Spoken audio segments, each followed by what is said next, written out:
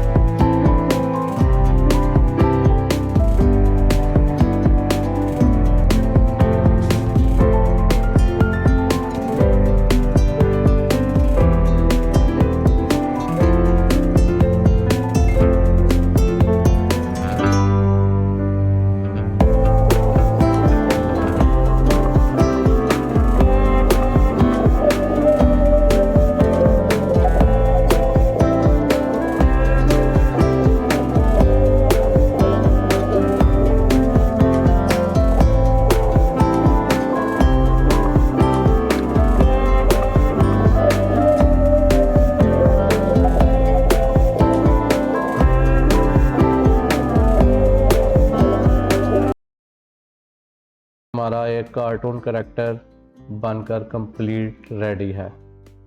इसमें जितनी भी वीडियोस लगी हैं, जितनी क्लासेस हुई हैं, उन सब का लिंक भी आपको डिस्क्रिप्शन में मिल जाएगा। तो ये अब हमारा एक कार्टून का कैरेक्टर कंप्लीट है बिल्कुल। उम्मीद है आपको वीडियो पसंद आई होगी। मिलते रहेंगे इसी तरह की इंटरेस्टिंग वीडियोस के साथ।